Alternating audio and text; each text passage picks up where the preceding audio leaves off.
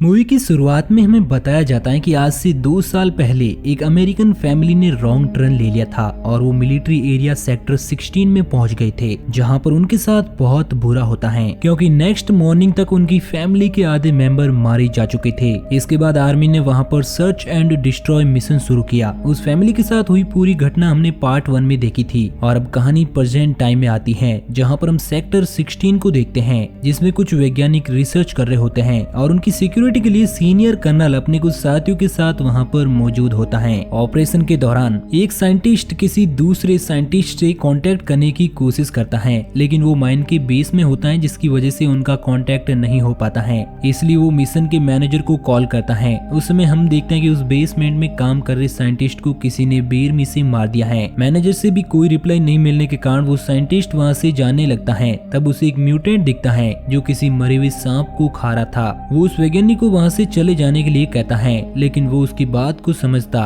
तब तक वहाँ पर एक दूसरा म्यूटेंट आता है जो उसे मार देता है। उसके चिल्लाने की आवाज कर्नल सुन लेता है और वो उसे बचाने के लिए आता है, लेकिन उसे भी एक म्यूटेंट रोड से चीरकर पहाड़ी से नीचे फेंक देता है। इसके बाद हम कुछ मिलिट्री सोल्जर्स को देखते हैं जो कि अपनी ट्रेनिंग को पूरा करने के बाद अपने बेसमेंट की ओर जा रहे होते हैं, लेकिन बीच रास्ते में उनको सेक्टर 16 से होकर गुजरना होगा क्योंकि उन्हें वहाँ पर कुछ सामान सप्लाई करने का ऑर्डर मिला हुआ है।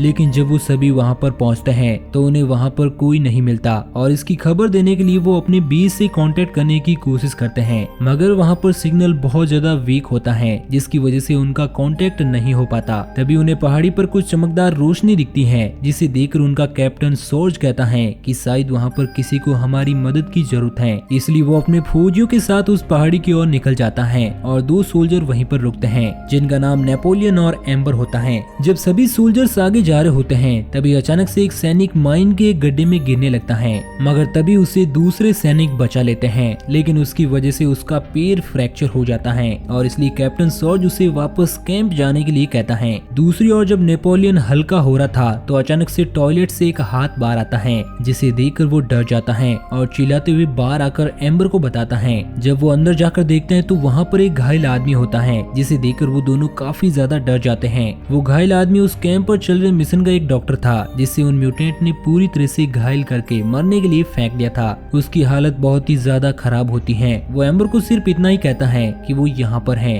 और इसी के साथ वो मर जाता है। इस अधूरी बात को सुनकर वो काफी ज्यादा डर जाते हैं। तभी वो देखते हैं कि उनके ट्रक में किसी ने आग लगा दी है, इसलिए वो दोनों डरकर अपनी गन्स को लाने के लिए दौड़ते हैं, मगर उनकी गन्स और सारे हथियार वहाँ से गायब होते हैं। इन सब के बाद एम्बर डिसाइड करती है कि वो बाकी सोल्जर्स के पास उस पहाड़ी पर जाएगी, मगर नेपोलियन वहाँ पर जाने से इनकार कर देता है। इसलिए एम्बर अकेले ही निकल जाती है, लेकिन तभी पीछे से एक म्यूटेंट आकर उसे पकड़ लेता है। उसके चिल्लाने की आवाज सुनकर नेपोलियन उसकी हेल्प के लिए दौड़ता है। एम्बर उस म्यूटेंट से अभी तक लड़ रही होती है, इसलिए वो म्यूटेंट अब उसे मारने की कोशिश करता है, लेकिन तभी पीछे से एक गोली उसके कंधे पर लगती है, जिसकी वजह से वो पास ही में बने होल में भाग जाता है। गोली चलाने वाला वही सैनिक होता है जिसका पैर फ्रैक्चर हो चुका था। वो नीचे आ ही रहा होता है कि तभी वो म्यूटेंट एक दूसरे होल से उसे अंदर खींचने लगता है। एम्बर उसके हाथ को पकड़ लेती है। तभी वहाँ पर नेपोलियन भी आ जाता है। वो दोनों मिलकर उसे बाहर निकालने की कोशिश करते हैं, मगर वो ऐसा नहीं कर पाते और म्यूटेंट उसे अंदर की ओर खींचकर मार डालता है। दूसरी ओर उन सभी सोल्जर्स को एक दूसरे मरे हुए डॉक्टर की बॉडी मिलती है, जिसे देखकर वो सभी अलर्ट हो जाते हैं और सॉर्ज उन सभी को फायरिंग करने की इजाजत दे देता है। तभी पीछे से एक म्यूटेंट एक सोल्जर्स पर अटैक कर देता है, जिसकी वजह से वहाँ पर गोलियां चलनी शुरू हो जाती हैं और उस समय गलती से कैप्टन सॉर्ज उन गोलियों के आगे आ जाता है, जिसकी वजह से उसे भी गोलियां लग जाती हैं। टीम मेंबर उसे बचाने के लिए उसके पास जाते हैं, मगर वो मर चुका था।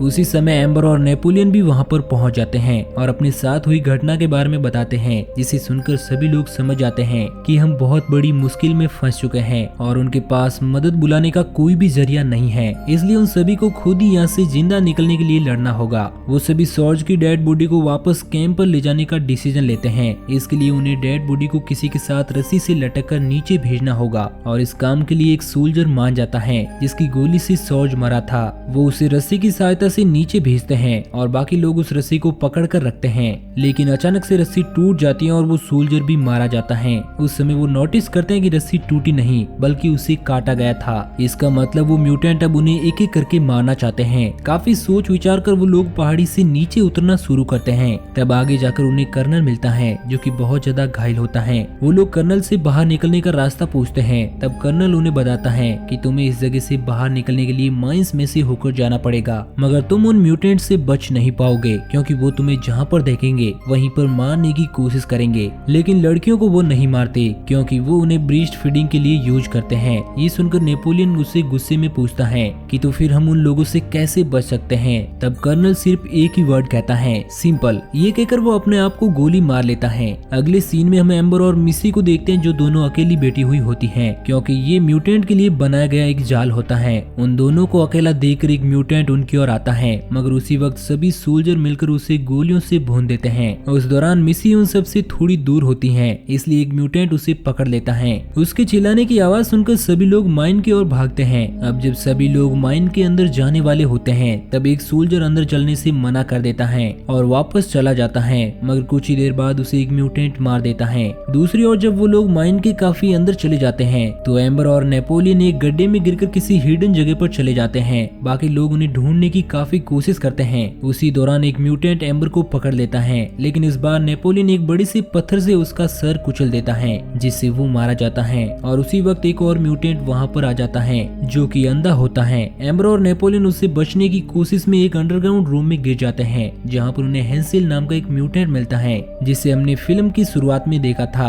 असल में वो एक अच्छा म्यूटेंट होता है जो कि लोगों को मारने के बजाय उनकी हेल्प करता है और इसी वजह से वो उन दोनों को वहाँ पर छिपा लेता है। दूसरी ओर जब दो सोल्जर नीचे आते हैं तो वो अंधा म्यूटेंट फायरिंग शुरू कर देता है जिसमें उन दोनों को गोलियां लगती हैं, मगर किसी तरह वो उस अंधे म्यूटेंट को मारने में कामयाब हो जाते हैं। उन दोनों को देखकर नेपोलियन उन्हें भी अपने पास बुला लेता है। बाद में उन चारों को लेकर हेंसिल बाहर जाने के रास्ते की ओर निकल पड़ता है। आगे जाने पर उन्हें बहुत सारी डेड बॉडीज और कटे हुए बॉडी पार्ट्स मिलते हैं जिनमें उनके साथियों की डेड बॉडीज भी होती हैं। उसी दौरान उनका एक सैनिक अचानक से मर जाता है, इसलिए वो उसकी डेड बॉडी को लेकर आगे निकल जाते हैं। कुछ दूर आगे जाकर उन सब में बहस छिड़ जाती है क्योंकि एम्बर और नेपोलियन मिसी को वहाँ पर छोड़कर नहीं जाने वाले थे, मगर एक सेल्फिश सोल्जर होता है जो किसी की परवाह नहीं करता है। एम्बर और नेपोलियन मिसी को ढूंढने के लिए वापस चले जाते हैं। उस वक्त उस सोल्जर को एक डायनामाइट का बॉक्स मिलता है जिसे देखकर वो उन्हें अपने साथ लेने के बारे में सोचता है, मगर असल में वो एक जाल होता है क्योंकि जैसे ही वो आगे जाता है तभी उससे कनेक्टेड एक वायर से ट्रिगर दब जाता है जिससे एक ब्लास्ट के साथ वो मर जाता है। नेपोलियन और एम्बर जब मिसी को ढूंढ रहे थे तब एक म्यूटेंट उन पर अटैक कर देता है, मगर वो उसे मारकर आगे बढ़ जाते हैं। आगे जाने पर उन्हें मिसी बंधी हुई मिलती है। वो उसे खोलकर वहाँ से निकलने वाले होते हैं कि एक हेड नाम का म्यूटेंट उन सब पर अटैक कर देता है, मगर एम्बर और नेपोलियन उसे किसी तरह मुश्किल से मार देते हैं और वो तीनों वहाँ से बाहर निकल जाते हैं, मगर अभी भी कोई जिंदा होता है जो उन सभी को देख रहा था। और इसी के साथ ये मूवी यहीं पर एंड हो जाती है।